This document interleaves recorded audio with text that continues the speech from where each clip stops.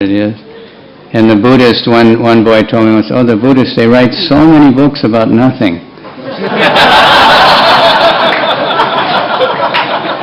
And I said, well, how can you write about nothing? He said, I don't know, but they do, you know. So they say they want nothing, but then they can't, there's no such thing as nothing, actually. And if they came to eat and you gave them an empty plate, they wouldn't be very happy. Right? He wanted nothing, right? There's a cartoon of the Dalai Lama's birthday, and the box was empty, and he said, just what I've always wanted. You know. Anyway, this song, if I can see it. Kabe habe bolo, se dinamar.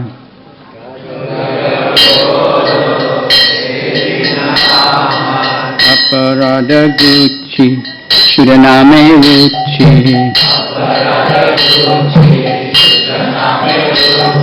Kripa bola habe, hridaye sanchar.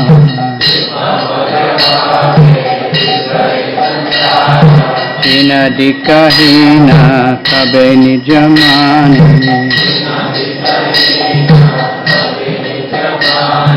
Vishnu taguna nishaira ami. Very hard. Sakala manada apaniyamani. Hoye ashvadibo namarasasa.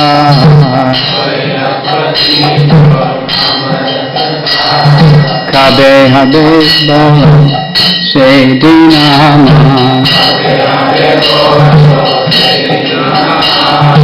Aparada gucci shudaname ruchi. Kripa bola habe hridaye sanchar. Jana jana ara kori bosundari. Bole bona chahe deha sukha kori. Janme janme dao ohe gora hari. Hoy tuki bhakti charana toma.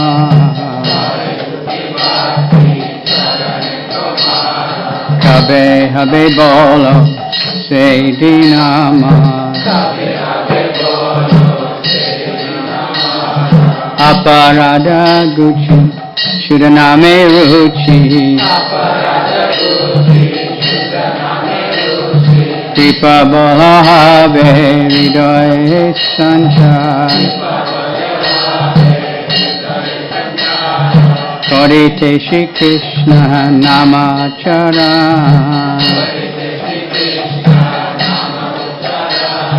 Pulakiti deho gadgada bacha.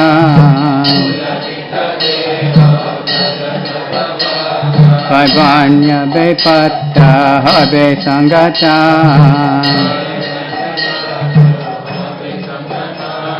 Nirantara netre habe ashuddha.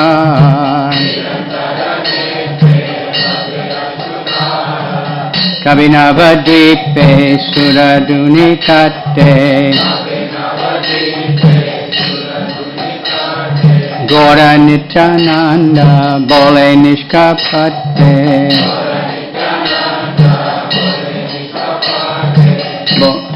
Gora Nityananda bole nishkapatte. Nacheya gaiya badai bochute.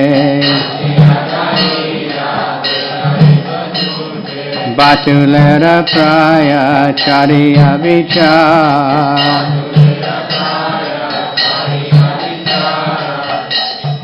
Kabe Nityananda mora koridoya. Kabe Nityananda mori koridoya. Charaibe more Vishaya Ramaya. Chadaibe Mora Vishaya Ramaya Diya Mora Nija Charanera Chaya Diya Mora Nija Charanera Chaya Namera Hatete Divyadikara Namera Hatete Divyadikara Kabe Habe Bolo Say Dinama Everybody Kabe Habe Bolo Say Dinama Aparada Gucci Shudaname Ruchi Kripa Bolahave Ridoye Sanchar Kini Bolutibo Namarasasa Ibo Harinama Rasa Namarasa Mate Hoy Baby Basa Rasera Rasika Charana Parasa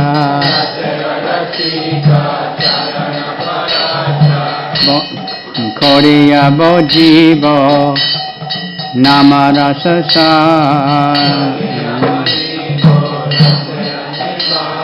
Kabe Habe Bolo Say Dinama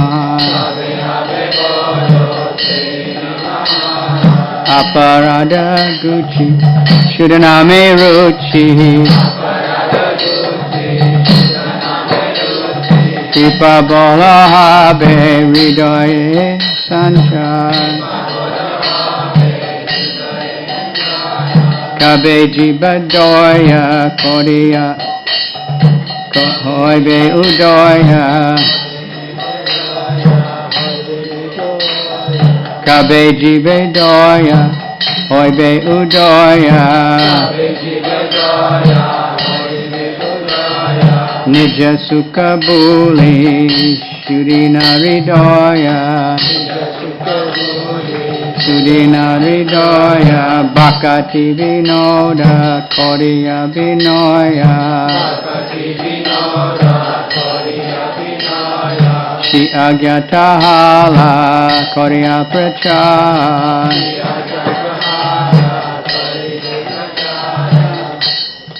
Kabe Habe Bolo Say Dinama Aparada Gucci Shudaname Ruchi Kripa Bola Habe Ridoye Sanchar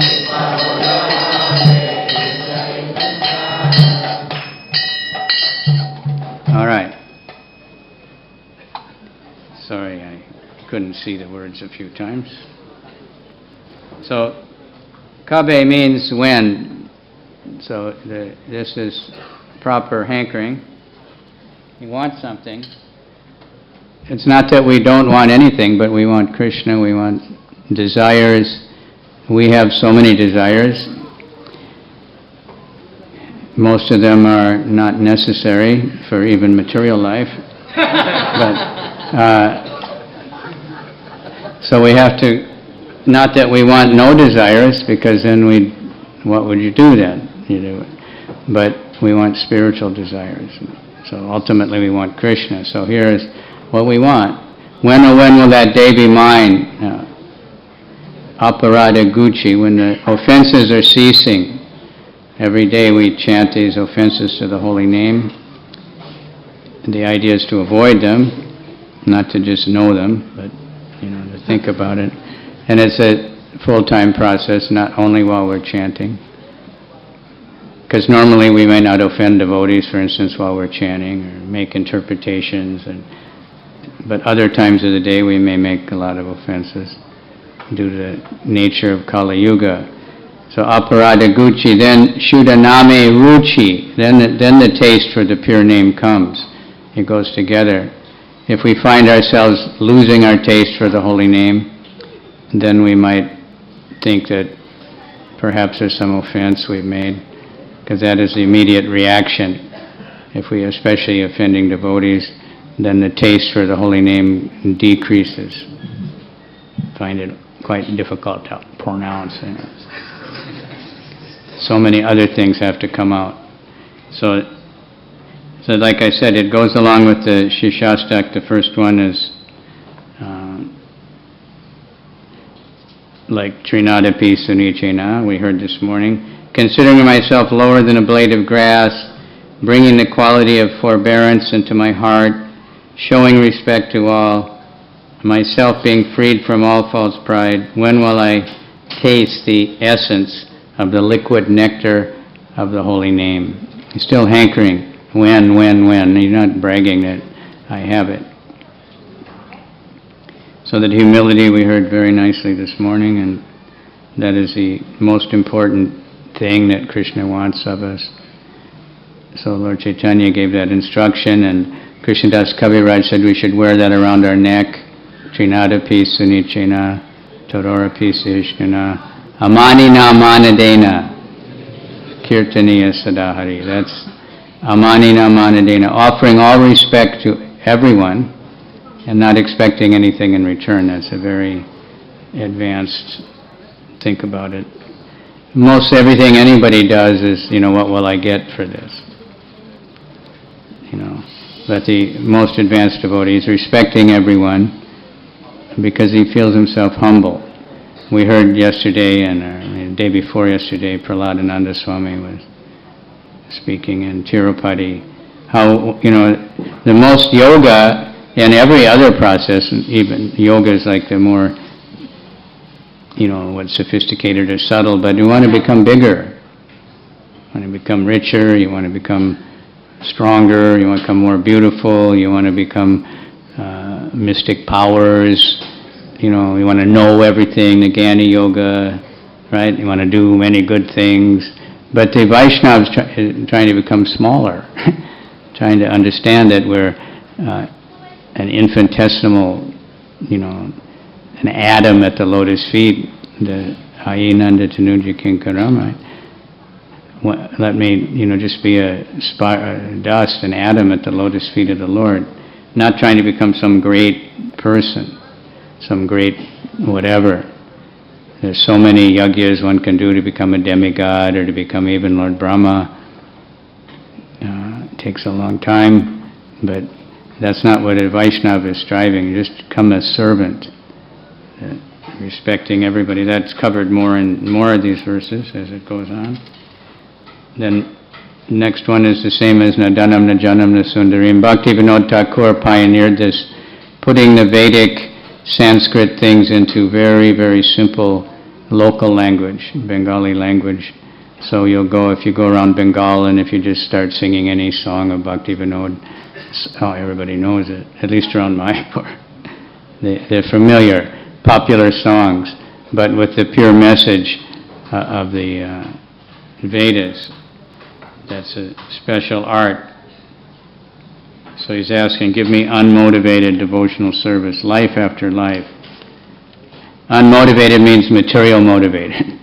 We have to be motivated, but we should be motivated to please Krishna, please the Spirit, to carry out the order, to surrender, to be all these good qualities, not materially motivated. There's so many famous motivational speakers now. And they have good techniques, how to get things done, but what they promise you can get done is just material advancement. You can get rich, you can get, mostly rich. Whatever else you become expert at, then you can become rich because of it, right? If it's sports or music or politics or anything, business especially, usually it's for business, but you can get rich, and when you get rich, then you won't have any problems, right? If you get sick, you can fly anywhere in the world to the best hospital. If you get hungry, you can order whatever food you want from anywhere in the world. You can fly off to get any kind of other kinds of, more gross sense gratification you want. That's what rich people do. And they're not happy with it. Ambarish Prabhu once was with Badrinarayan and somebody was saying something that money can't make you happy. You heard that one? So Ambarish said, poor people hope that that's true. Rich people know it's true. In fact, he said that when he brought his mother's ashes to Mayapur and he gave class, and he said he had to thank his mother for helping him and inspiring him towards spiritual life. And he said it wasn't because she was at all spiritual. She was, one of the richest ladies in the world, but she was always miserable. So because of observing her, he understood that there's got to be something else, that this is not the all in all. And I don't know, I had similar experience. They weren't that rich, but could certainly see that it wasn't making them happy. Couldn't find anybody. Happiness, you don't have to be poor. Being poor won't make you happy either, but you have to be Krishna conscious. Some people think like that, okay, just become poor. That also, if someone is too much poor, then they'll lose all good qualities and have a very hard time because they can't get anything they want, sometimes not even proper food.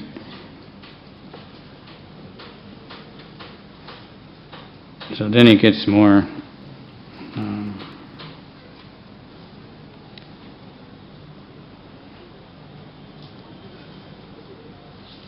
then Ayinanda Tanuja Kinkaram. When will, by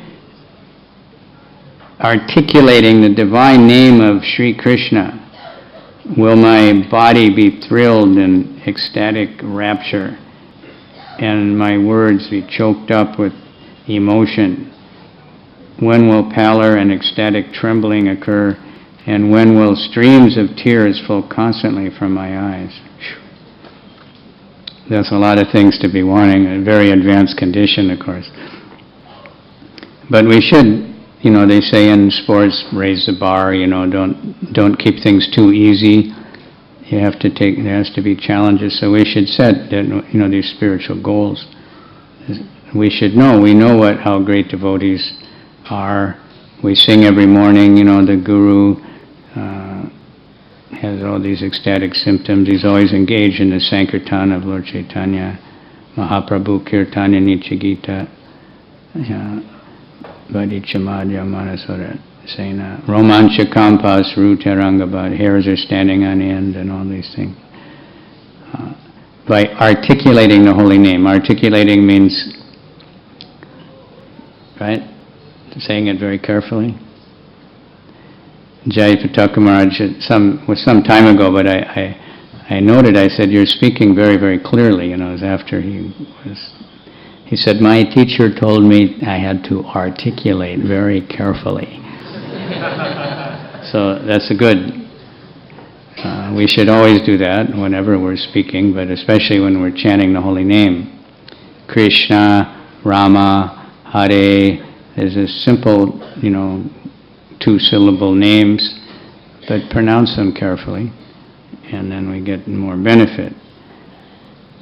We might have to wait a long time for all these kind of symptoms to come, but we can pray to get attached. Aparada gucci shudaname ruchi.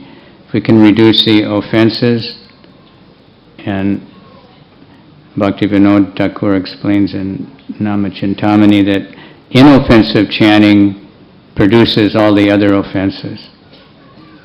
So we could think that attentive chanting will reduce the other offenses. And concentrate on that.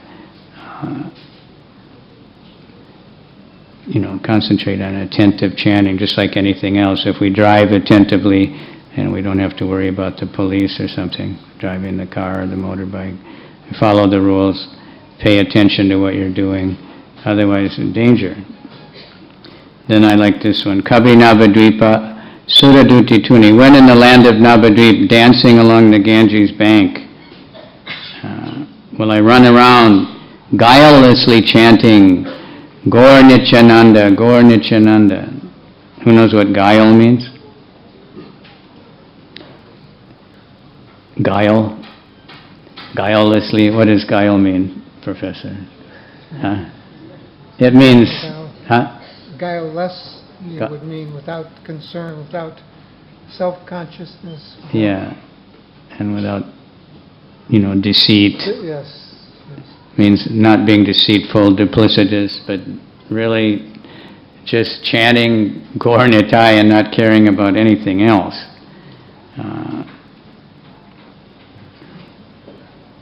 O Gaur, O Nityananda, dancing and singing like a madman, giving up all other considerations. When, oh when will that day be mine? That's it. This is Srila Bhaktivedanta who's writing. He was a big man and, material calculation, big magistrate. He was even in charge of the temple in Jagannath Puri. So many things, but he was only hankering to be totally give up everything and just be dancing and chanting the holy name of the Lord. And Kabe Nityananda Modakoridoya Chariva More Vishaya Ramaya. When will Lord Nityananda be merciful and release me from the illusion of worldliness? This Lord Nityananda, when we take shelter of the lotus feet of Lord Nityananda,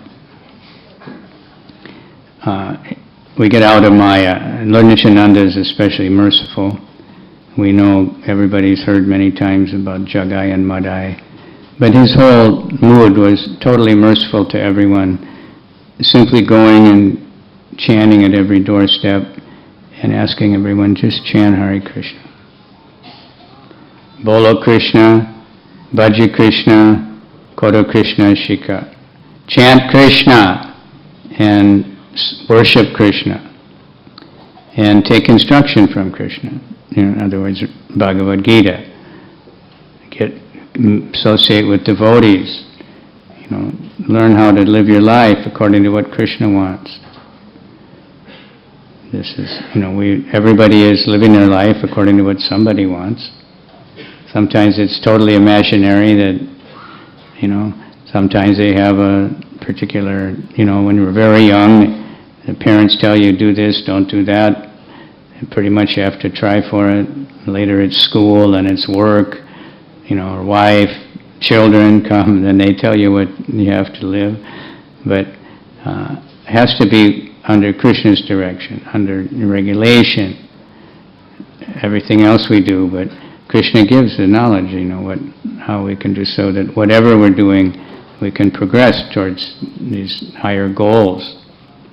So we want the lotus feet of Lord Nityananda. Then they get out of Maya. He takes us out. Then Namerahatete Divyadikar. Then we can enter the marketplace of the holy name and take up the buying and selling of the holy name. Right? Especially distributing it, but this marketplace is Nityananda, I guess, made that first idea. That was over there in Surabi Kunj. Bhaktivinoda Thakur described the whole system of the Namahata, the marketplace of the holy name. If you travel around Bengal, we have so many Namahata groups. And Orissa, hundreds of them. And when we went on the safari on the Ganga, always there's a group chanting, waiting for us everywhere. And it's spread by this system. Salesmen go out and they try to get someone to take up chanting of the holy name. The only price is to have faith in the holy name. You don't have to pay any money. And the more faith we have, the more we get the holy name. He gives a whole system there. If you give half faith, you get half holy name. If you give 100% faith, you get Krishna, 100%. And if you give imitation faith, make a show, then you get what? Imitation Krishna. Then you won't be happy. We see some people, they make a big show, they come and it seems like they're really good, and then all of a sudden they're gone. Because they didn't get Krishna, and they were just making a show. like that snake charmer with Haridas Thakur. The snake charmer was singing some Krishna Leela, and Haridas Thakur became so enamored by it, he just started dancing in ecstasy, and he crying, and he fell on the ground unconscious, and everybody was honoring him, and the snake charmer, stopped his show for a while, and everybody was honoring Haridas Thakur. So there was one Brahmana there watching, and he thought, look at this low-class guy is getting honored. If I do the same thing he did, and I'm a Brahmana, then definitely everybody will honor me. So the snake charmer, Haridas went away, and the snake charmer was singing again, and this guy started howling and rolling on the ground, and the snake charmer got up and just beat him, merciless. The guy had to run away, and the people said, why? Haridas Thakur he honored him so much, and he said because he was genuine. He really was in ecstasy of the holy name. He wasn't pretending anything. He was guileless. But this guy was a complete fake. He was just trying to get honor, trying to get recognition, trying to have everybody worship him. So I chased him away. So that's what will happen if imitation faith and imitation Krishna. So we go step by step, whatever level we're at, and Krishna will keep us going. Then, this is a nice one, but I shall buy and plunder the mellows of the name of Hari, and becoming thoroughly intoxicated by these liquid mellows of the holy name, I shall become stunned. By touching the feet of those great souls who are able to relish these mellows, I will constantly be immersed in the sweet nectar of the holy name. So that means after we get Lord Nityananda's mercy and we can enter the marketplace, and they said if love of God is available, Rupa Goswami said, in the market, pay any price, and it is available. And the price is just to surrender everything to Krishna, and give up the false ego, give up all kinds of false pride, and simply beg, for service to Krishna, beg for the holy name. So it's nice to have so many devotees here that are all busy in the marketplace of the holy name, distributing the holy name in so many ways, by kirtan, by books, by prasadam, in any way that we can promote the holy name. I wish we could do much more. I don't know if you've ever been to Ghana, West Africa. No. So there's 2 telephone carriers there, Vodafone and MTN. So they have done their advertising. They go to buildings, they find a halfway decent building along the road, and they paint it red and Vodafone, and then yellow, MTN. And it's amazing, you drive down the road and, any building that has enough space that's, it's either red or yellow. So if we could do that, you see, because they tell people if we can put Vodafone on your building, we'll paint it for free. So they painted with first-class paint, that will last a really long time. That people could never afford to do that. And then that's what Coca-Cola did in America, their first campaign. They went in all the countryside, and they have barns where they keep the animals, and they painted it Coca-Cola. Sometimes you can still see all faded out on a really old barn if you're traveling across America, Coca-Cola. So they spread it all over the place. I think if we could put Hare Krishna like that, It takes some funding, but I think it would be a good use of it. To spread the holy name anyway, whatever way we can do it. We just go out chanting, we just keep people a card that says Hare Krishna. Chant Hare Krishna. I met a guy on the airplane once.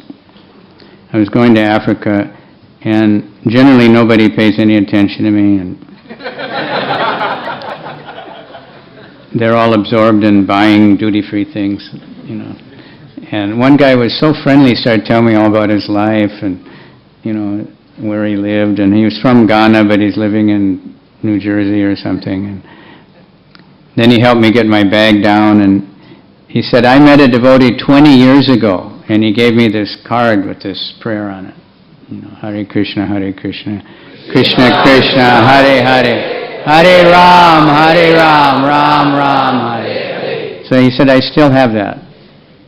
And whenever I feel distressed, then I pray Hare Krishna. So I said, very good. And you can do it even when you're not distressed.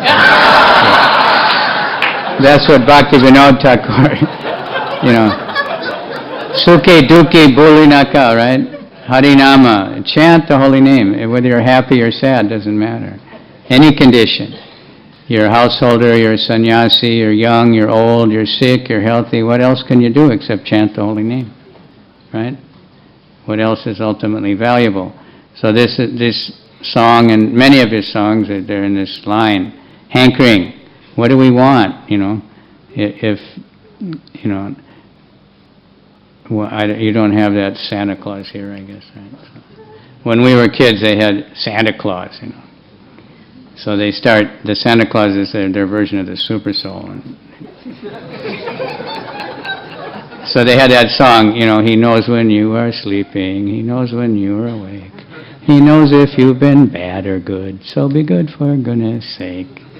So a few months before Christmas, they start drilling that into the kids, And you better be good, and then you write down all the things you want. And you write a letter to him. Or you go in the department store and they have a homeless guy dressed up, and they have a huge Vyasasan, remember? And you sit on his lap, what do you want for Christmas? Well, I want, a new bicycle, and I want this and that. In those days, we didn't have all the computer games. And, okay, have you been a good boy?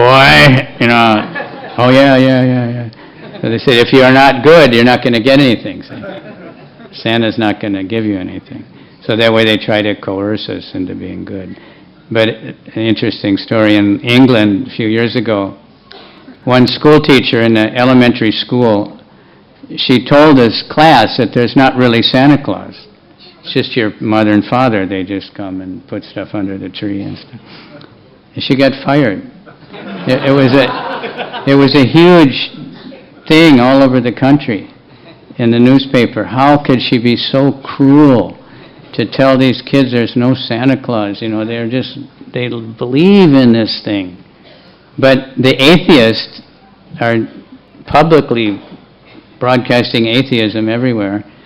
In England, you can say your religion is atheism. When they ask you, what is your religion? You can say atheism. Jai Radhanath Swami ki jai. But nobody cares if they say there's no God. See, this is the Kali Yuga. So we want to, get a grip here. In India, is, of course, much more pious.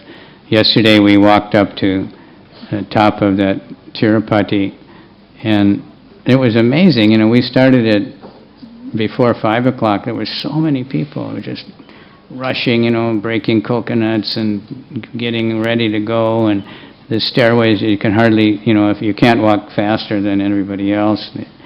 We couldn't walk much faster anyway, but there's so many people all day long. It's like that, just rushing. I think, what a country, that there's still that type of piety. They want to get up and get a darshan. They want to see the Lord. Maybe their motive is not totally spiritual, but at least they believe in Krishna. Then they have a sign like, this is generally for Hindus, but a non-Hindu, all you have to do is sign that I believe that Balaji is the Supreme Lord, then you can... Well, that's pretty nice, The first time I went, we got to that booth, and one guy said, you have to sign. The other one said, no, they're all right. They don't. ISKCON people are all right. They don't. So what is a Hindu, So what can say, Hindu, I guess they think means Indian or something. But anyway, beg, borrow, or steal, but get the holy name. Now, don't be like Charbak Muni. Beg, borrow, or steal, but get ghee. In other words, you have to gratify your senses. That's the goal of life, and do anything. If you don't have money, and because at that time ghee meant sense gratification. Now there's many other things, but beg, borrow, or steal, and get it, because then you can be happy. This is completely insane. But the holy name, you can hang around people that have a taste. You can beg it, please, let's have kirtan. You can join the kirtan. You can go out and tell. The more we tell other people about the holy name, the more we'll get also. The more you give, the more you get. It applies to anything, but in the case of the holy name, in case of the Bhagavad Gita, the more we give it, the more we'll get it, the more Krishna will let us understand it, enter into it. Then we can, the topmost prayer here, which I think kind of goes along with Radharani's, Lord Chaitanya's last prayer, Asli Shiva Padaratam Panashtamam. I don't know anyone except Krishna as my Lord. It doesn't matter how he treats me. So Bhaktivinoda is saying, Kabe jibi doya. When will that day be mine? When will I have compassion for all living entities, all jivas? That's a very, essential thing. It's actually a natural quality of the soul, but in the Kali Yuga, many times it's covered over. When I was young, they had all kinds of mottos. Look out for number one, you're first, take care of yourself, don't worry about anybody else, you're the center of the universe. But compassion for all living entities, when will that awake? And when will I when will this Bhakti Vinod, forgetting his own happiness, Nija Sukha Bhuli, forgetting all concern whether this will make me happy or not. But of course it will automatically make us happy, but that's the gopis. They want to serve Krishna, but they don't want anything in return. But it's impossible to give Krishna anything without getting anything in return. Krishna is not like me, that I'll just keep taking more and more. And say, can you give any more? No. Krishna, he reciprocates, he's grateful, and whatever anyone gives Krishna, he feels very much obliged to give back much more. Prabhupada said his father told him, you can give to God with 2 hands, but he give back with 10 hands. Of course, you can take from Krishna with 2 hands, and he can take back also much more than you can take from him. So the idea is to want to give, but compassion for all. That's the Sankirtan movement. That's Prabhupada was totally compassionate. I understood that when I was in America right after that Hurricane Katrina. At least that was my realization. Everywhere was people gearing up to help the victims. The whole country, even the whole world. Doctors were flying in from Israel, and money was coming, and for a few weeks anyway, it was very intense. And children were out collecting donations, and they were motivated, because it's natural when there's a catastrophe. Prabhupada, and I was thinking, Prabhupada, he saw it was always a catastrophe. So everybody's suffering, everybody's, going to Yamaraj. Ahani Bhutani, Ahoya Yamalaya. They don't know. Everyone has died, and everyone's gone to Yamaraj, but they're thinking, not me. I got to make everything nice here and stay forever. Very unfortunate. So he understood that. So he was so much intensely absorbed in giving us all Krishna consciousness without considering any, for his own comfort. 70 years old with no money, going to an unknown land of malechas, They said this, I don't know why that ever came, but a sannyasi is not supposed to cross the ocean, or maybe it was even a Hindu. One reporter on the radio asked Prabhupada, very early time, I don't know how he knew that. Sometimes they research about, before they interview someone. He said that, isn't it supposed to be that a sannyasi is not supposed to cross the ocean? What about you? Prabhupada said, Krishna knew I was coming. He said, Lord Chaitanya said, Prithivite Yate Nagaradi Gram. He knew I was coming, he said. Every town and village, not just Bengal, or not just India, but the whole world.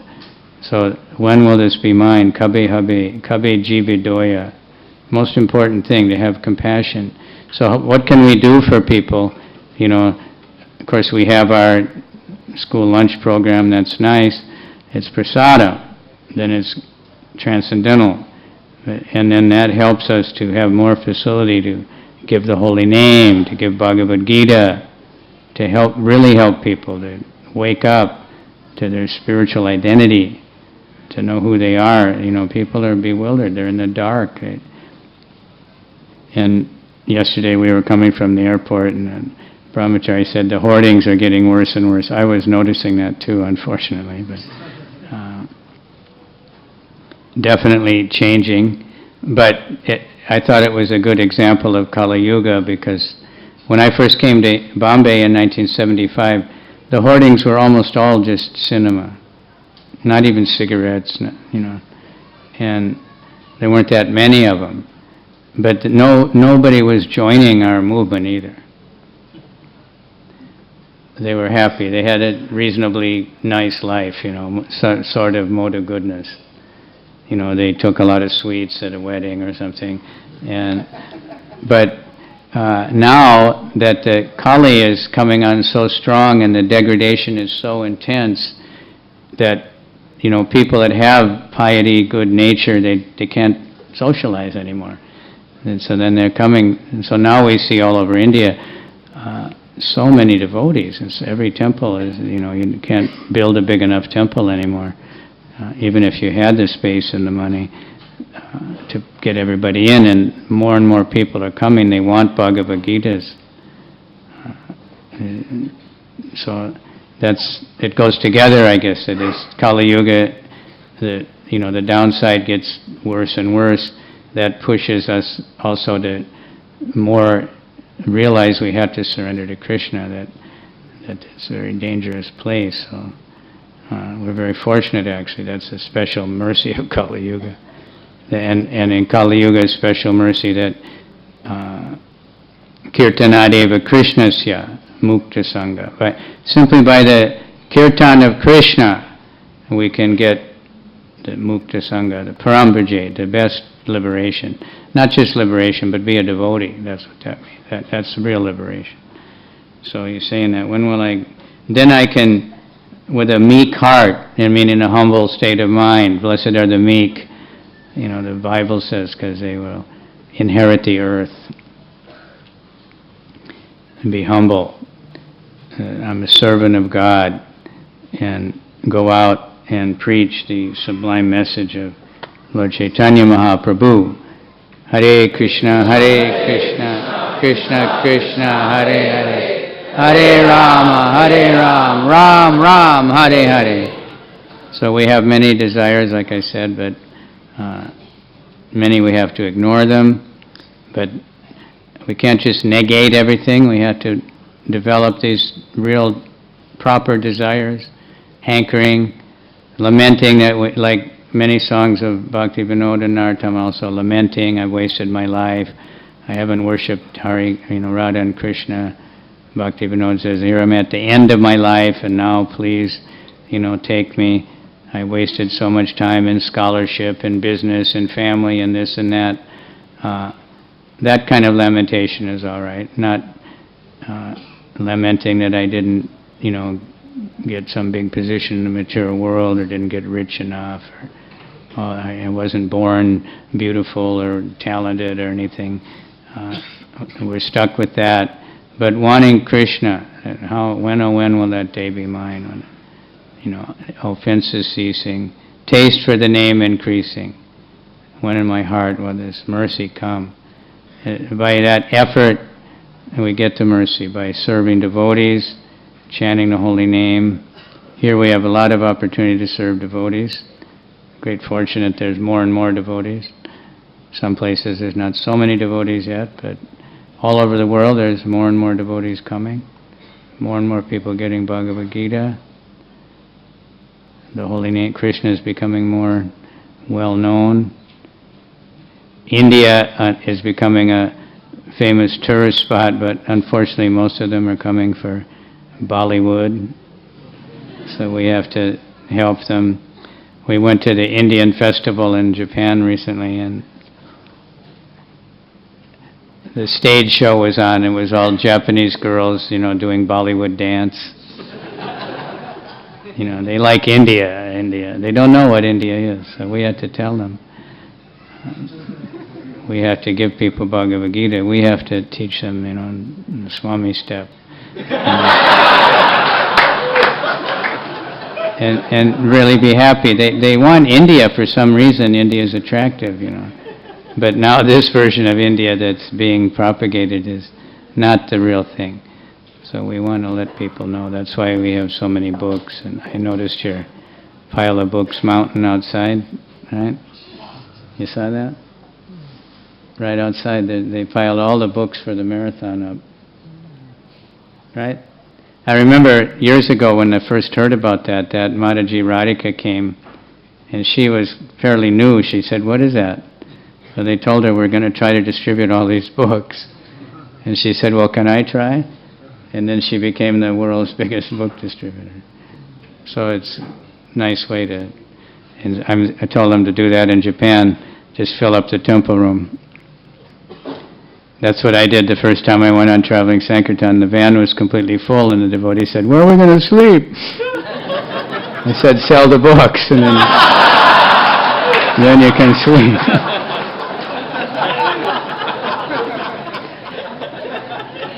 And Prabhupada said to do that, actually. I didn't, at the time I hadn't heard that, but he inspired me the same. But Prabhupada said, fill up the temple with books, and when they complain there's no place to sleep, tell them sell the books, and they can sleep. This is our, real compassion, to give the holy name and give Krishna to everybody. And then, of course, all the other things go with it, taking care of feeding and shelter and all that, but with the holy name, with the Bhagavad Gita. So I want to thank you all for letting me come here, and it's always very enlivening to see so many devotees. When I was in Bombay, I was in Juhu in 78, and the American Embassy came every month to check everybody's visa. There was only 2 or 3 Indian and there was only like 30 or so others, but things have changed now, and there's so many devotees, and they're all doing so much preaching. But there's no limit how many people are still waiting to get the nectar of the holy name, to get the association of devotees, to get prasadam, to get the Bhagavad Gita especially. So thank you very much. Pray for other countries also, that everybody... We had, in Africa, I've been crying and complaining for years we don't have any books. And very hard to get money, but somehow or other, I saved up quite a bit. A few people came through at the last minute, so we got a big shipment. And then one devotee came from America. He came for the Rath Yatra. He'd never been there before, but some devotees from Ghana were in his temple. So he was curious, what kind of place it is. And there was Rath Yatra. And he's a temple president, he's a doctor, and he goes in door to door and distributes books. So he asked for some books. We didn't have much there at the time. And he was talking to people, and he saw these people are very nice, they want the books, but they don't have any money. So he said that from now on, as many books as they can distribute, he will give them. So that's like an amazing thing, and Lord Chaitanya's, start to believe in all these things again. But sometimes we have to wait a long time, we have to be patient. The results come, some results come quick, some take a long time, but Krishna is always happy if we just keep making an effort, to do what we have to do. Like Prabhupada for years, no apparent results, preaching in India, and small donations, and a little encouragement. In America also for 1 year, he was thinking he would go check the boat schedule when it's going back. thinking, maybe I'll go back. Then he would check the schedule and say, no, I'll stay. Fortunately for us. And then all of a sudden, people came and things happened, and in a few years he had many temples. And in only 10 years preaching, there was 108 temples in them. Now there's, 500 or something. Nobody knows how many Hare Krishnas there are. Prabhupada said millions from the very beginning. He understood everybody's really devotees. So thank you very much again, and sorry if I went over time. I don't know what the timing is. But when you get an audience who seems to like to hear, then it's easy to talk. Sometimes it's very hard,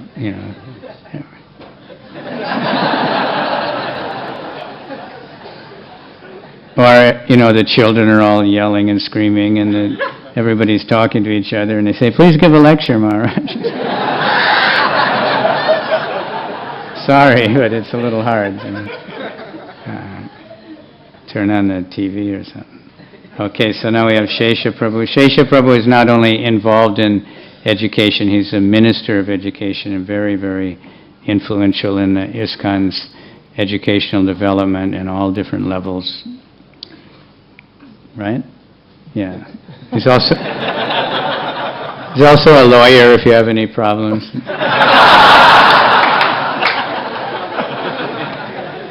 you have any legal problems. We create the problems. You need a visa for America. He specializes in that. No, as lawyers, we create the problems.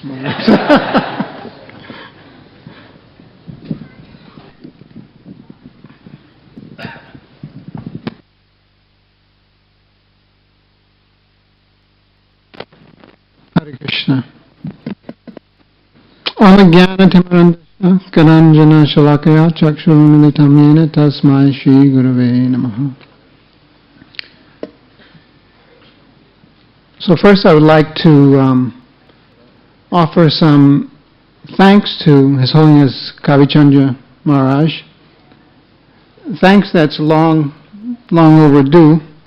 I'm not sure he knows, maybe I spoke with him at some time in the past, but when I was first coming to Krishna Consciousness, actually His Holiness Kavichandra Maharaj had a lot to do with that.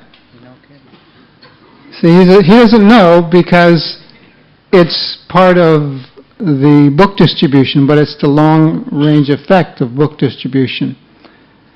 Many years ago, I think it was in 1973, there was a Back to Godhead article about how you could be a devotee of Krishna. And it was actually an article about Kavichandra Maharaj in his previous ashram, the Grihastha ashram. And it was a very nice article, very attractive to me, about how families can come to Krishna consciousness and progress very nicely in spiritual life.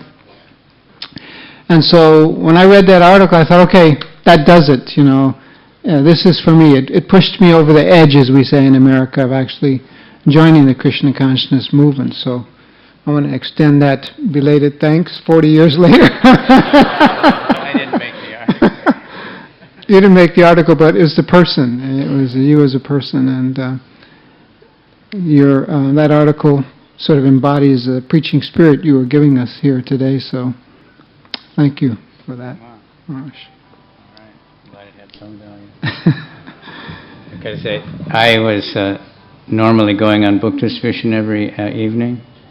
And they made me come and take pictures, and the whole time I just felt like, oh, this is really sinful, but I'm not.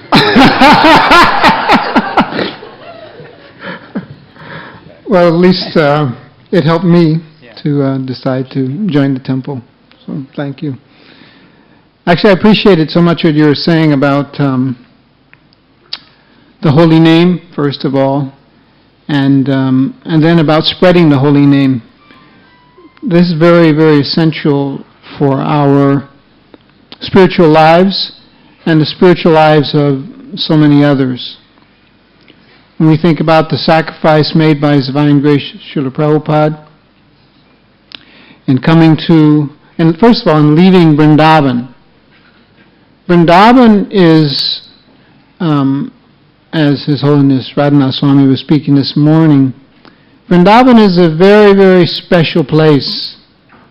And to see Vrindavan and to enter into Vrindavan, as he was describing that Lord Brahma got the privilege to do only after a whole complicated lila did he get to actually enter into Vrindavan and see it. Well, Srila Prabhupada was there. He was seeing it. He was experiencing it. What is Vrindavan? But he left that place. He left that place and came to America to give Krishna consciousness to not only the Americans but the whole world. He had tried in India. People weren't so interested. Maharaj told us people weren't so interested for one reason or another. So he thought, well, let me go there, and if they take it, then because India, they're copying everything that the Americans want, then they'll also take this, even though it's theirs to give to the world. So, this is a very, very important aspect of the process of devotional service. The process of devotional service runs on two tracks. This Bhagavati Marg, which is chanting the holy name, absorbing oneself, and the type of bhajan that Kavichandra Maharaja explained to us. Preaching the holy name, as exemplified by Srila Prabhupada and his dedicated disciples and followers. This is the Bhagavati Vidhi. But the process of devotional service runs on two tracks, Bhagavat Vidhi and Pancharatika Vidhi. So I wanted to speak a little bit about that other track this evening, the Pancharatika Vidhi, and primarily because, as Kavichandra Maharaj mentioned, we were just in Tirupati. For the last couple of weeks we had some GBC meetings there. And so everyone knows Tirupati, Tirumala. You go there and the big attraction is what? What's the big attraction there? Balaji, darshan of Balaji. Does anybody ever go to Tirupati, Tirumala and not have darshan of Balaji? Practically speaking, it's like, you wouldn't think like that. You'd think, well, I'm going there, I have to have darshan. Somehow or other let me get darshan. And so, deity worship, very exemplary deity worship there. And so, deity worship is this Pancharatika Vidhi. It's very helpful for one advancing in Krishna consciousness. These two tracks have to go together. So I've been thinking about this whole idea about darshan. We had special darshan there. Maharaj has described.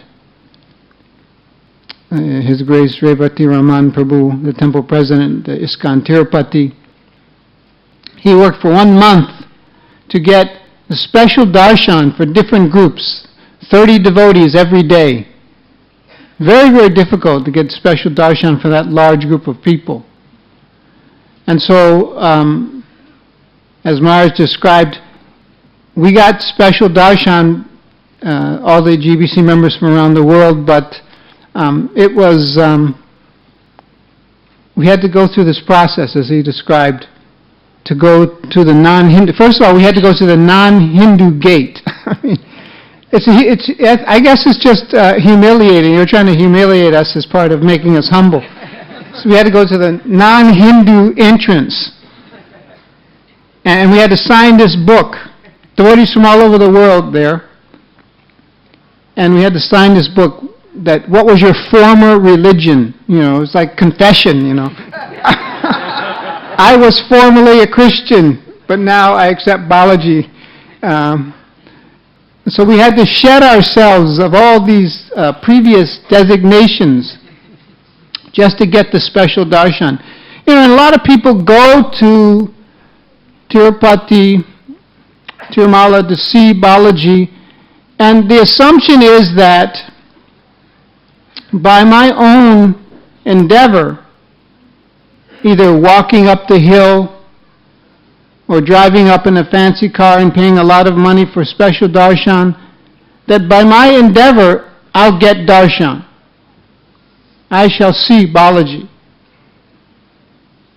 But it doesn't really work that way.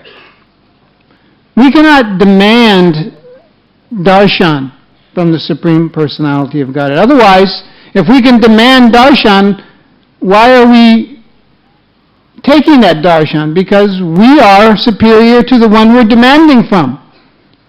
If we demand, I can have darshan by paying money or by walking up the hill doing austerity, that guarantees me darshan, then we are putting ourselves superior to that person that we're having darshan from. So therefore it's good that they humbled us, we humble ourselves. On the way here yesterday, I was traveling with His Holiness Radhanath Swami Maharaj, and he was explaining to me how humility runs through the life, so strongly through the life of Ramanujacharya. Indeed, Ramanujacharya, he approached Balaji so humbly that he crawled up the hill because he didn't want to put his feet on the hill to go up there. So he crawled on his elbows and knees to have darshan. So we have to take this humble position if we're actually going to get darshan. And I want to tell you a little story that happened to me there. Despite all the efforts of Revati Raman Prabhu to get us a special darshan, I imagine he had to pay so much, pull so many political strings to arrange it. And he told me that my name was right on the top of the list of the devotees that were supposed to get the darshan. So as we sat in the queue complex waiting for our turn to enter specially and go directly to have darshan, one devotee there approached me and he said that everyone is going, but you have to stay back here. I said, what? Why me? Why am I being singled out? He said, no. So I just tried to brush him off and go with the other devotees. No, you have to stay here. You stay here. So these are all my GBC godbrothers. They all went and I had to stay back. And not only was I humbled, I had to write my former religion, the Christian, 3 times on the paper. But now I was segregated even from my GBC godbrothers. They were going to have darshan, and I couldn't. I was standing there. So I had this sinking feeling in my heart that, what have I done? What have I done that has displeased Balaji so much that I'm being denied, the darshan in the company of my godbrothers? And I had to sit and think about that for some time because it was about a half hour, 30 minutes before the next events began to unfold in this. I thought, well, they're going and enjoying a special darshan. Will I get in darshan at all? I've come all this way, decided to attend these meetings, which I wasn't so excited about, but because it was in Tirupati, I thought, I'll go and have darshan. At least that's the benefit I'll get. So I had to think about that. I had to meditate on that for about 30 minutes before we did get the chance, and I did get a chance to go through, but and I did get the merciful darshan of Balaji. But it made me think that it's not such a cheap thing. It's not such an easy thing. All arrangements can be made. You can pay special darshan fee. But you can be denied. You can be denied darshan of Balaji because he is the Supreme Personality of Godhead. And we cannot bring him under our control. We are his servants. We serve at his pleasure. And if he decides to give us darshan, fine. If he says you can't have darshan, we also have to accept that. We have to accept that. Otherwise, what is the use of darshan at all? The lesson I learned from that experience is that actually Balaji is all kind to all people at all times. How we receive the darshan, or what trouble we may take or be given in obtaining that darshan, is all mercy. And here's what I concluded about that experience for me.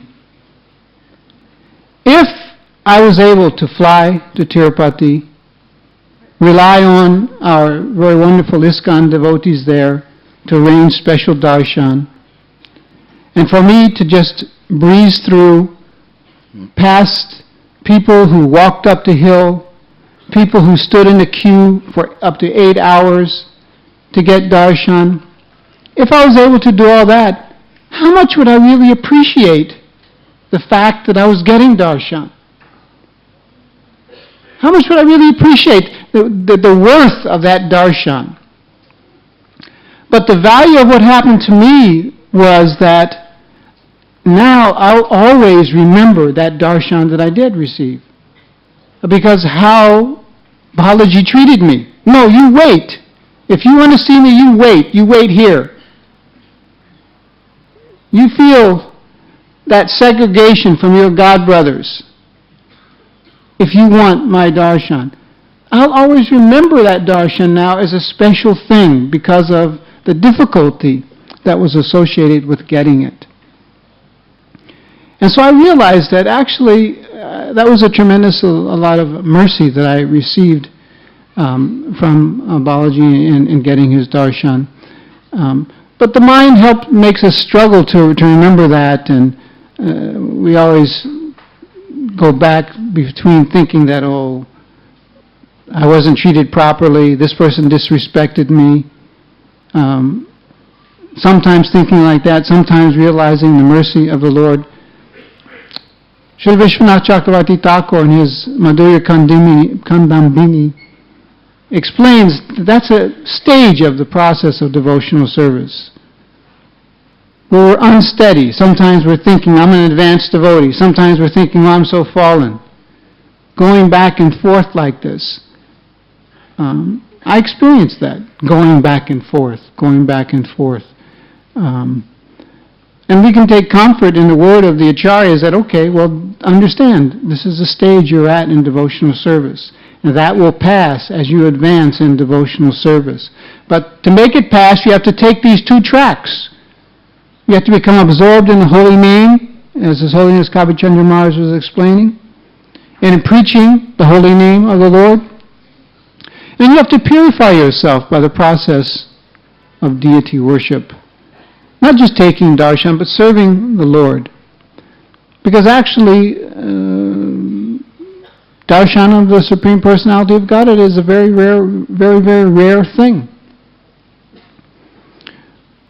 When we left Tirupati, I got the fortune of traveling with His Holiness Radhanath Swami to Chennai, and we went to see the new temple, ISKCON temple there in Chennai. And the Bhakti True Swami, His Holiness Bhakti True Swami, was with us, and he gave a talk to the devotees there, and he was explaining about deity worship. Again, we tend to think that I'll just go to Jaipur, to Murtiwala Street, and I will purchase a deity there, and not deity, Murti. He was giving a distinction between Murti and deity. I'll purchase a Murti there, and then I'll worship that Murti. Again, as if we could do that. No, it doesn't happen like that.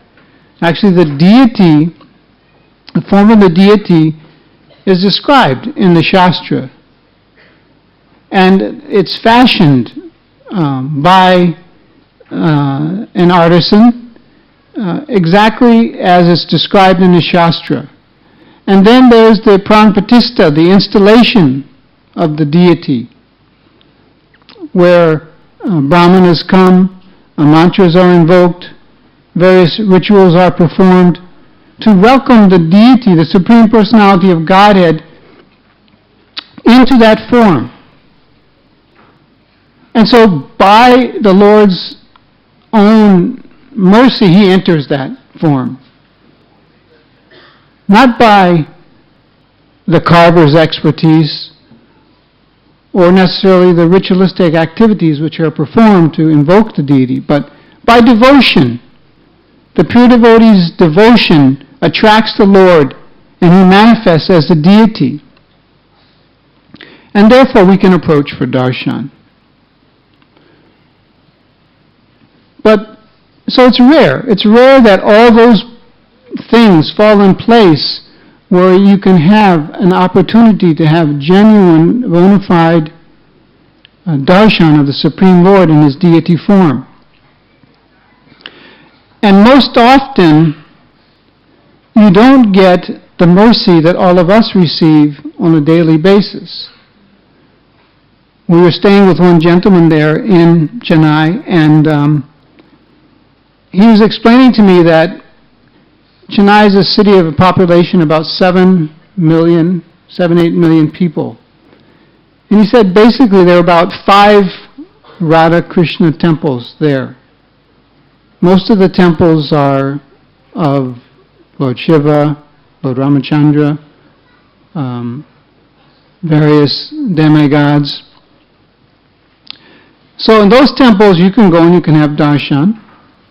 But darshan of Shri Radha and Krishna is rare, even just by the numbers of temples that are there. When you consider that the deity is non-different than the Supreme Personality of Godhead, the activities the deity is performing are also rare, especially when we speak about Shri Radha and Krishna.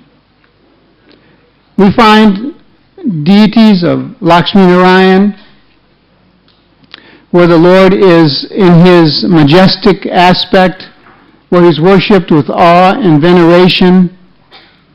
That type of worship is more prominent than the worship of Shri Radha and Krishna, Shri Radha and Radha Gopinath, Lalita Vishaka.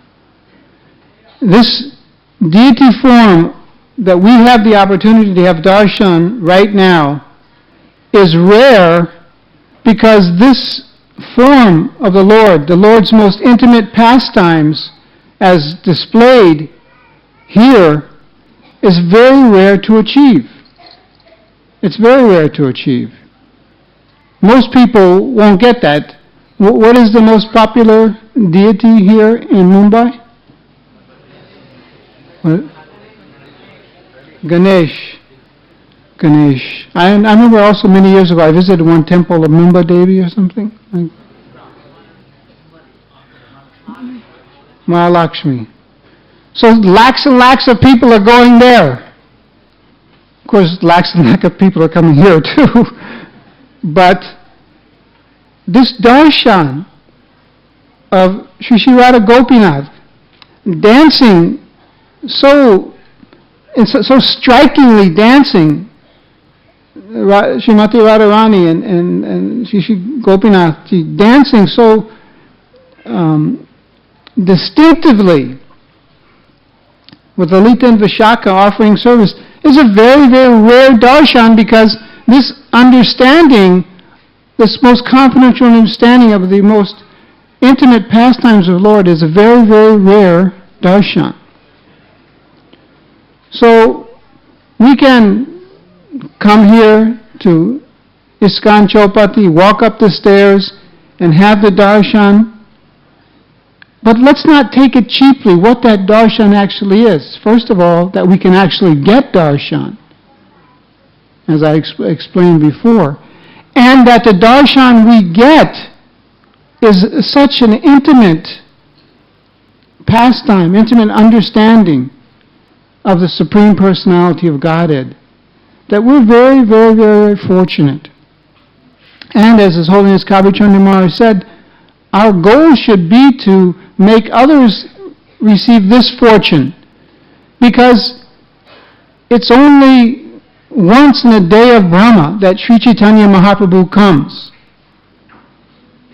And Sri Chaitanya Mahaprabhu is coming just to give us this darshan. Shri Radha Gopinathji, Lalita and Vishaka, engaging in their wonderful pastimes here.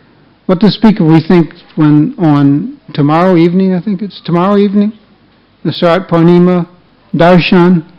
That's also rare. Once a year, such a darshan is given here. But we should understand how rare it is. Not just that it's once a year here, but that it's once in a day of Brahma that Sri Chaitanya Mahaprabhu comes, that He reveals this most confidential nature of the pastimes of Shri Radha and Krishna, Shri Radha Gopinathji, and that's celebrated so nicely on one day. It's a very, very sacred and special occasion. So we shouldn't let the routine of life make us think in ordinary ways about our lives or the mercy that we receive. That's the purpose of this Pancharatrika Vidhi path. The two going together, Pancharatrika Vidhi and Bhagavat Vidhi. So these are some thoughts I had about this, and I believe there may be some other speakers, so I won't take any more time this evening. Thank you. Hare Krishna. One point also, darshan means seeing. Krishna sees us. Not that we just see Him. He sees us, and He sees if we have tilak, if we're dancing, if we're chanting. He's noticing all those things. You know, He knows more than just what we look like also, but he knows everything. So it's a very rare opportunity if we can take advantage of it.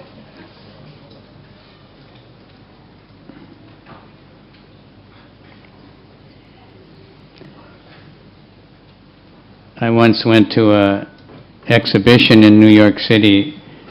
It was called Darshan, Introduction to Hinduism or something. It was going around the world, a huge, huge exhibition in the Metropolitan Museum of Natural History or something. So they had a thing about darshan, and they were interviewing many Hindus in front of their little home altar.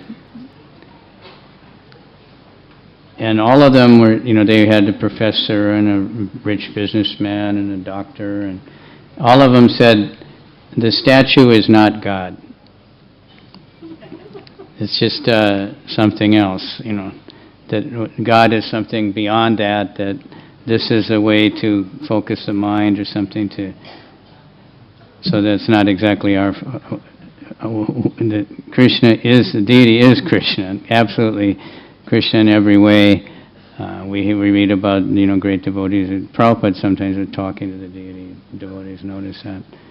Actually talking, but it's Krishna.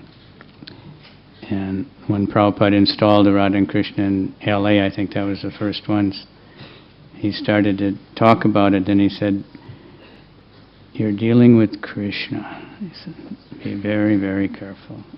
He was crying. And of course he was very pleased how that when he installed Radha Krishna in Sydney, Australia, when he left he said, I'm leaving you in the hands of the Malechas. I'm sorry.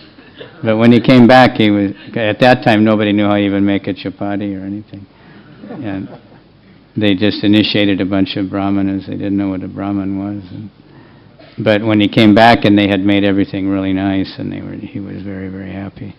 So it's a great miracle what he did to get the Malechas doing deity worship and recognizing this as Krishna and maintaining this and building temples and bringing people. It's an amazing thing. Jai. Who's next? Radhanath Swami? Well, everybody came for Radhanath Swami actually, so. Where is Virbaho Prabhu? Is he here?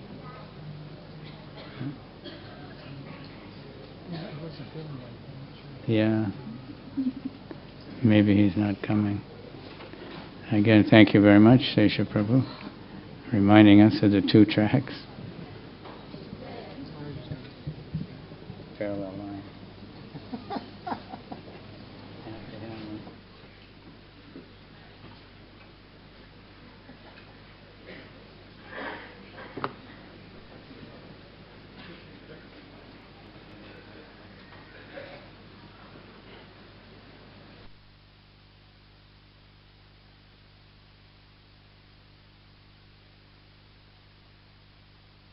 Hare Krishna.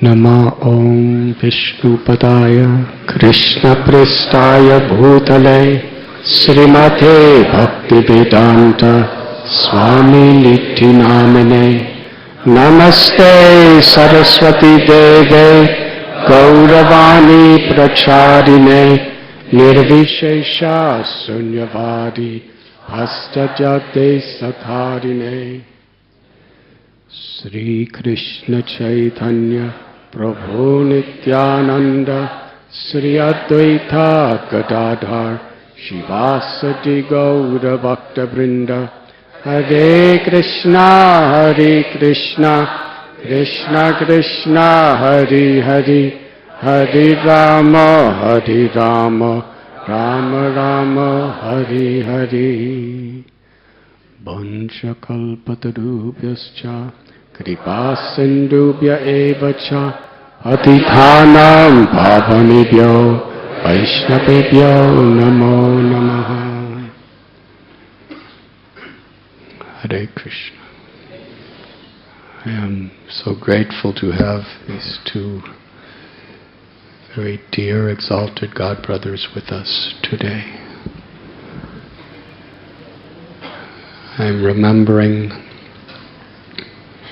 some years ago I was in Germany giving some lectures, meeting people, leading kirtans. I was told that His Holiness Kavichandra Swami Maharaj was in a hospital in critical condition and that he had been unconscious for several days. While he was in Africa doing his seva, because he has taken serious responsibilities in Africa, especially since His Holiness Bhaktivedanta Swami Maharaj was taken by Prabhupada and Krishna from this world. He has tried with all his heart to serve the mission and the devotees there. And I believe it's mostly Western Africa. Ghana, Nigeria, Ivory Coast, Liberia. Not there? Okay. Well, those places. But for a Western person, it's very difficult. And he, somehow or other, he was struck with a deadly form of malaria. The type of malaria that goes to your brain. And many, many people die of that malaria.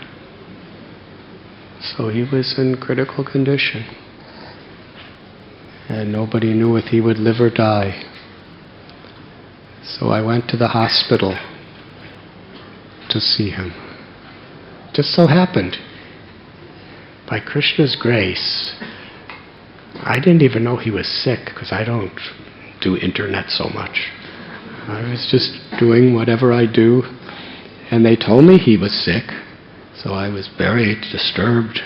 He got this malaria from Africa, and I was praying for him, and I said, "Where is he?" They said, "He's in a hospital just a couple miles away." In the whole world. So I went there and I was at his bedside and I was chanting and praying and he was unconscious. And by some beautiful blessing, suddenly he opened his eyes.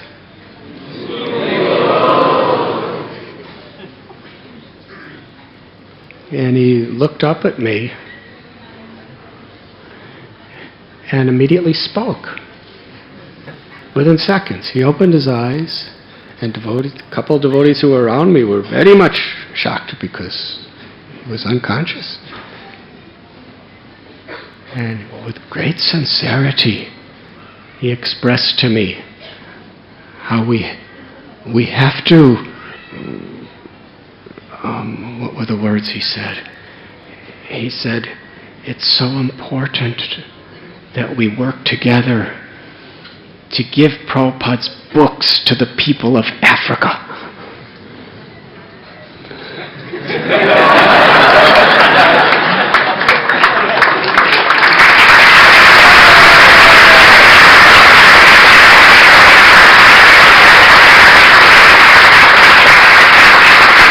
I don't know.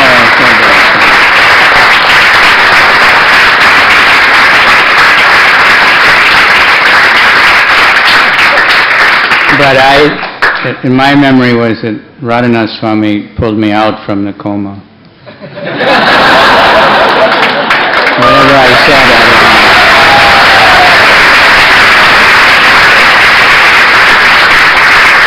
Because a few times I had kind of come up and the devotees were around and they all looked in so much anxiety. But he didn't. I looked at him and he looked completely transcendental. And that's what I remember. My memory was really mixed up. I thought Prithu was there at the same time, but he was there the day before or something. It was like hard to get it straight. They told me it was the first time you came to consciousness. It was the first time I said anything, that's for sure. I might have just opened my eyes for a few seconds. But in reality, the words he spoke actually took me out of my coma.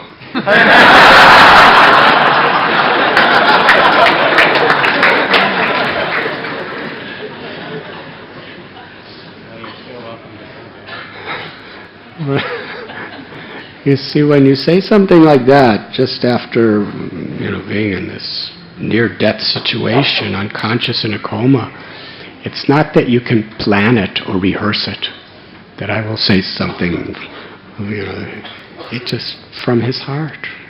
That's his consciousness, his first words.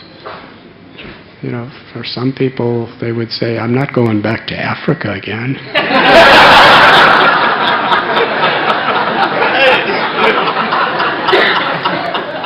His first thought, not only his first words, his first thought after being in a coma for so many days was, we should go back to Africa to give Prabhupada's books to these people. This is the type of spirit of compassion that Srila Prabhupada installed within the hearts of his loving followers. And Kavichandra Maharaj is such a person. We're so grateful that you are here. Let us express our deep appreciation by loudly chanting Hari Bol.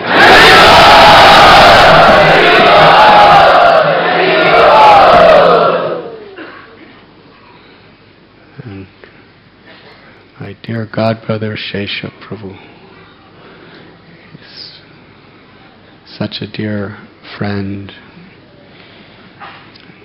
I could speak so much too about this. But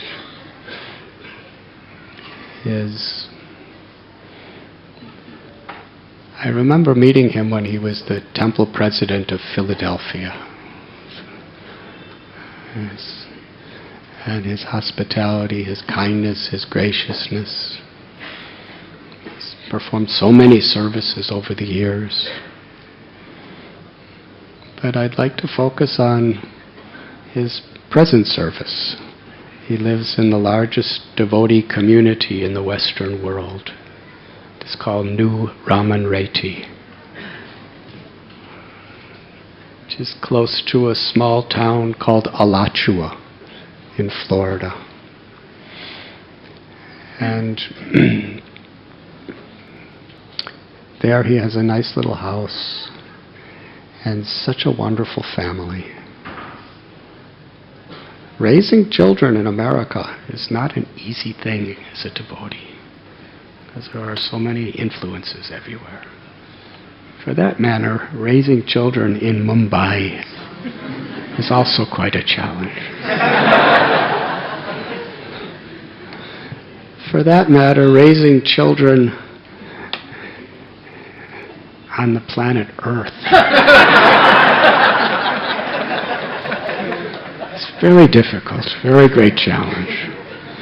And for that matter, raising children practically anywhere in the universe in Kali Yuga is a great challenge. But his family is just so totally, just what he is, his whole family is. Sweet, always respectful, humble, deeply, deeply devoted to Krishna. And when he speaks about deity worship, he's speaking with realization. He has Govardhan Shila and beautiful deities in his home. And his whole family, they serve together those deities, those Murchis. It's very simple, but very beautiful, very devotional. Their whole home is just a place to host others, to serve the Lord and to serve the Vaishnavas. And his two daughters have totally imbibed that spirit.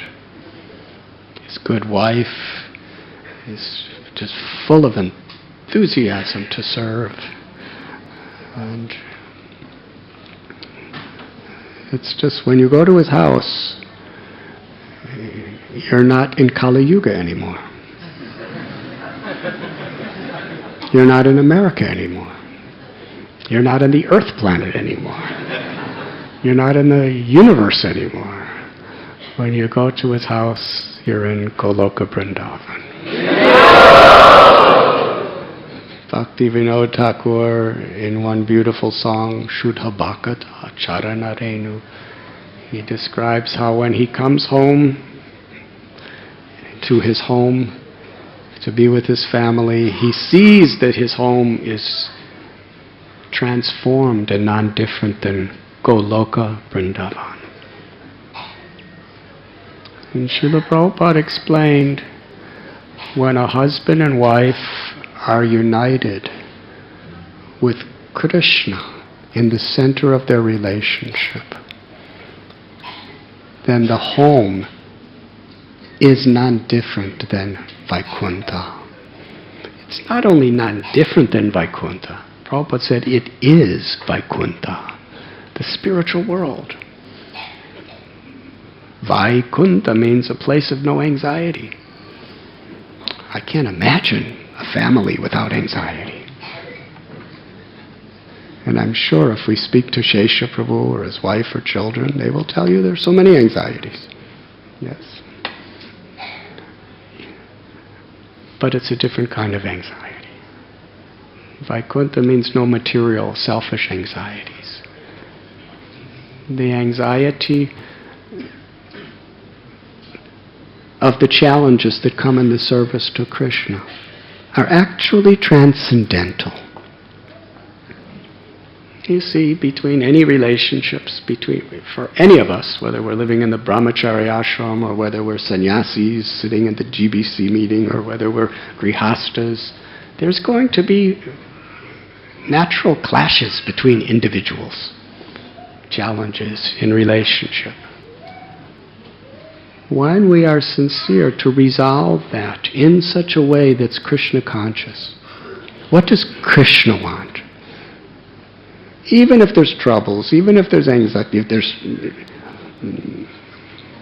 crises, if the way we deal with that crisis is, what does Krishna want? What does Srila Prabhupada want? And somehow or other we agree to resolve situations with that formula, then that anxiety is Vaikuntha. That anxiety is actually removing us from material anxiety because it's an anxiety to serve Krishna. As far as family life, in Srimad Bhagavatam, Shukadev Goswami, who's the crest jewel of sannyasis, Goswami, he writes that Yashoda Mai and Rohini Devi, Mai, the mother of Krishna and Shri Balaramji, that they were constantly in the anxiety of trying to protect Krishna and Balaram. It's not that, they would wake up in the morning, Om Shanti. They were beyond that.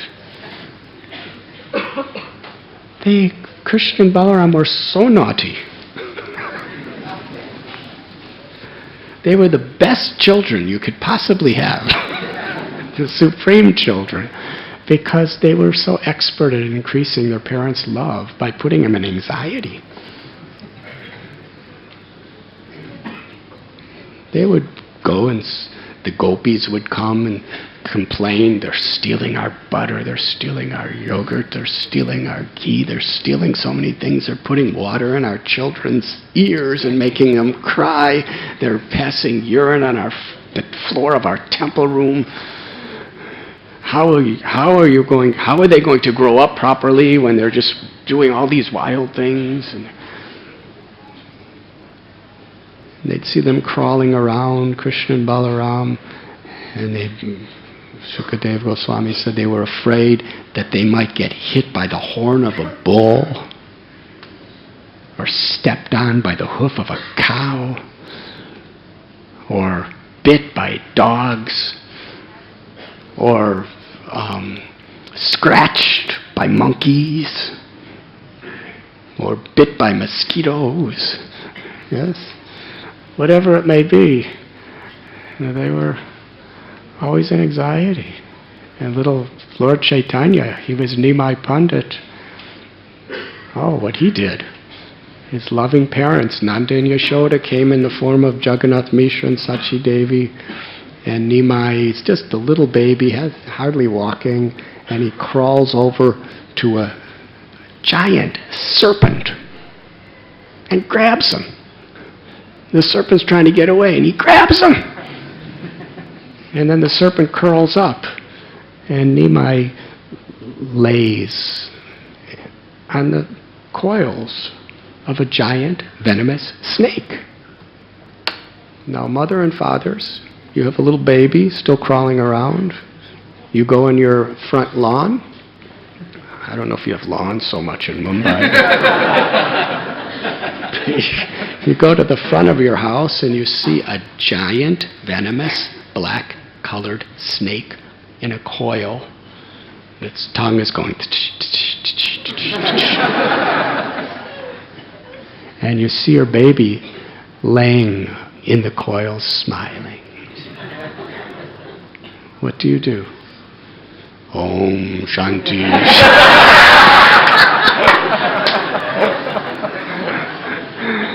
That's not the nature of a mother's love. They were in total... Sachi Devi, Jagannath Mishra, all the relatives were in total anxiety. But that anxiety is Vaikuntha. Because it's about Krishna. It's not about, they're frustrated own expectations and desires, which is the anxiety of this world. It's about protecting Krishna, loving Krishna. And Krishna appears, as Sesa Prabhu has explained, in the form of a deity, especially to put us in anxiety. And that anxiety is the supreme peace.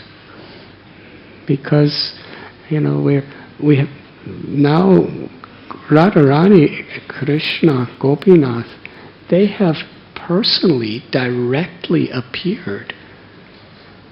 They're not representations of Krishna.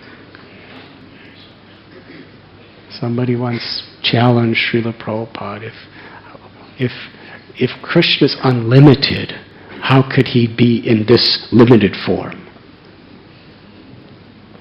Prabhupada's response. They said, if Krishna's unlimited, why are you trying to limit him to this little limited form? And Prabhupada's response is, if Krishna's unlimited, why are you trying to limit him by saying he can't be in this form?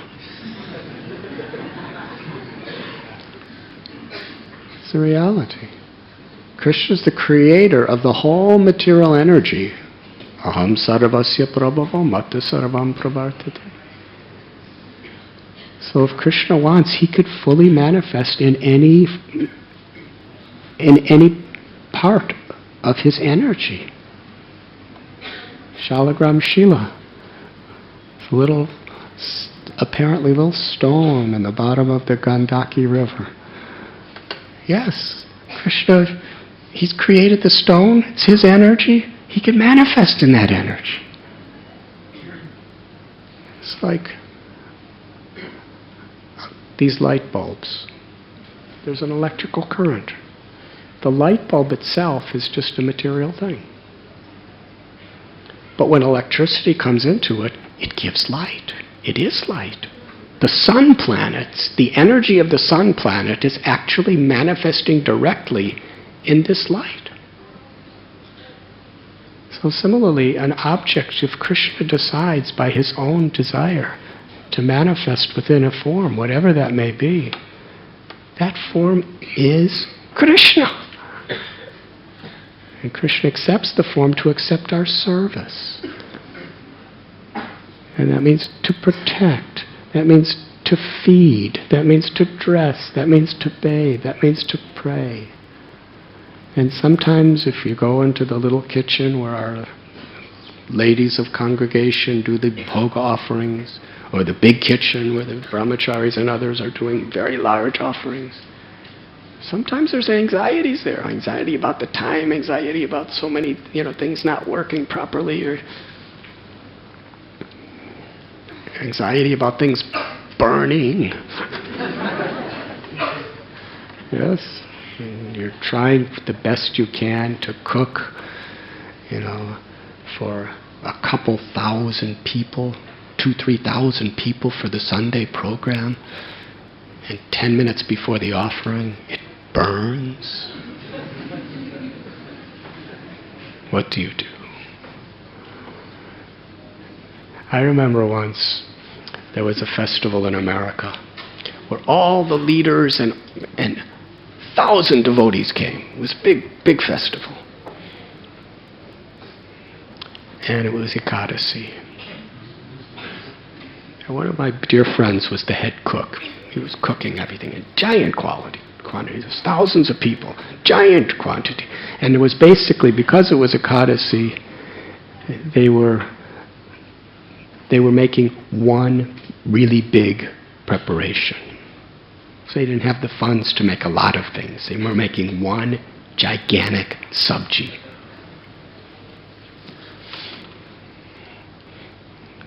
And it took about 6 hours to make this sabji. And now it's just minutes before the offering, then there's arti, then everyone's going to be eating. Because it was a half-day fast too. And everybody was really hungry. Do you like this story so far? Gets better. So the head cook, says to somebody who's helping him, I have to like get the tulsi leaves and all of that, whatever. So could you stir this pot? So he's stirring the pot, and he's just looking at it, and he's seeing these massive sabji. It's the only preparation I think there was, a massive sabji. Everybody's hungry waiting outside, and he's stirring it. So he just decided, I could do better than just stirring. There must be something else I can do. He's a Brahmin too. He said, this sabji needs some more color. So he happened to go in the refrigerator and saw this massive bag of peas. And he poured all the peas in the sabji. Then the head cook came back. He was on the verge of being like Kavichandra Swami. He practically went into a coma. Wow.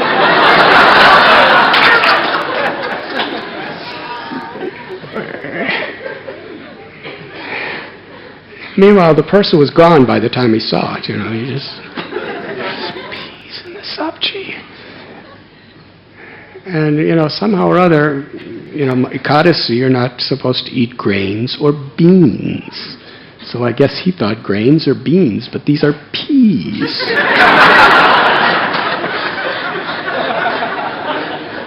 So he asked the person, why did you do this? He said, what do you mean?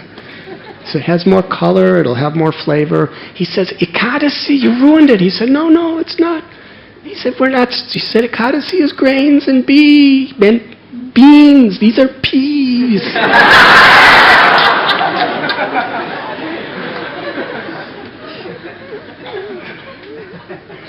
There was no time to cook anything else. Everyone else was starving. No, we're talking about in America now. There was serious anxiety. And the head cook was responsible for everything. And there was no more sabjis. They used everything they had. And they're in the middle of nowhere. So what are you supposed to do? He was in terrible anxiety. I remember he came up to me and told me, he said, what do you think I should do? I said, I'm just a junior person here. You should ask one of the leaders.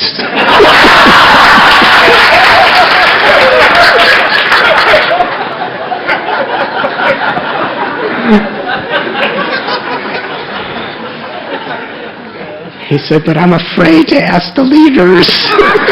The leaders have the power to crush me. I said, no. I said, I don't know. So what he did was quite controversial. Would you like to hear? It was quite a historical event. Anyone who was there will never forget it. Because it was time for the prasad to be served. They had everybody, about 1,000, more than 1,000 devotees sitting, and before the server served it, they told everybody that it's Ekadasi, and your duty is, before you eat, you have to take every pea out of your sabji.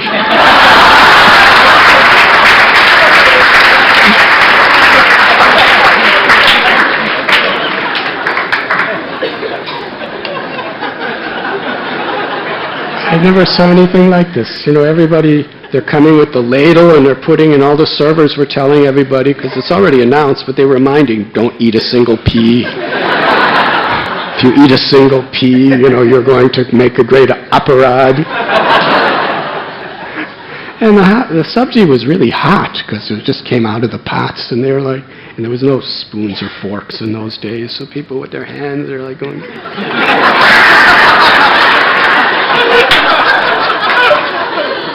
And everybody, they said, save the peas till tomorrow.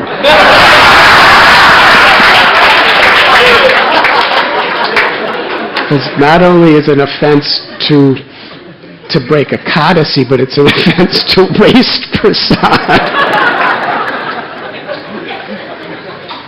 So they were like, they had their little peas in the pile, and it took about 15 minutes before anyone could start eating. Because they were really afraid there might be a pea in there. So, anxiety. And all they're doing is trying to do devotional service. In this world, there are challenges.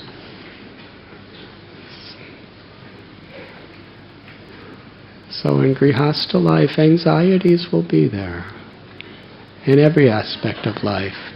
But when we put Krishna in the center,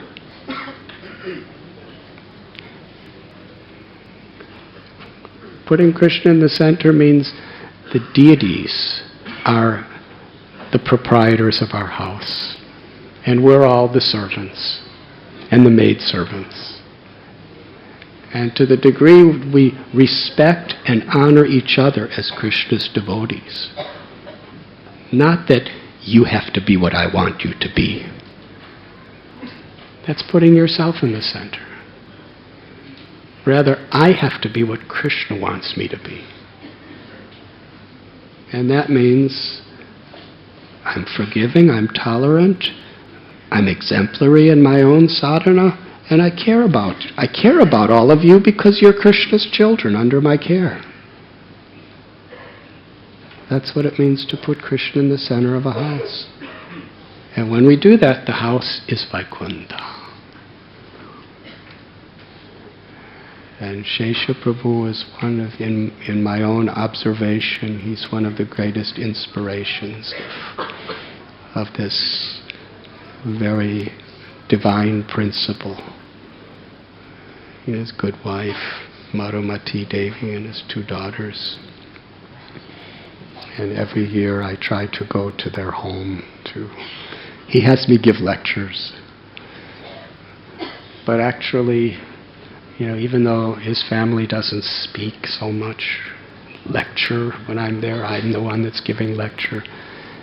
Their actions are such a wonderful lecture. Saint Francis of Assisi,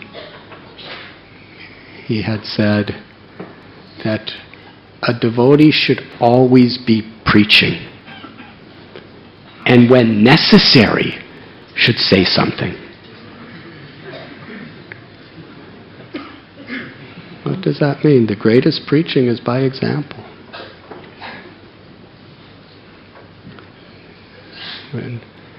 When Sanatana Goswami was speaking about, I believe, Haridas Thakur, he said, some people speak nicely, and some people act nicely, but it's very rare to find somebody who speaks nicely and also acts nicely.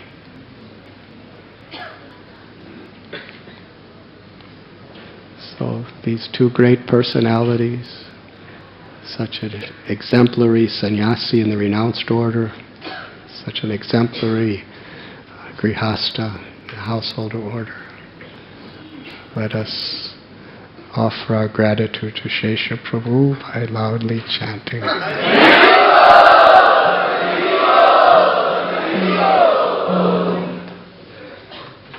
And we also have somewhere here my dear, very dear godbrother, Veerabahu Prabhu, and his very exalted wife, Karta Mataji. Are either of them here? They're somewhere. But I think it's the first time they've ever come to Radha Gopinath Temple. They are both very deeply learned in our philosophy, extraordinarily exemplary as preachers, as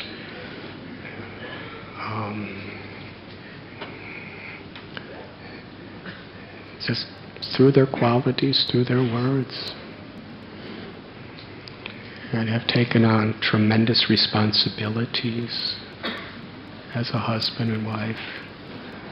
And we're so grateful they're here. I would speak so much more if I could see them, But if they hear somehow or other, let us welcome them by chanting.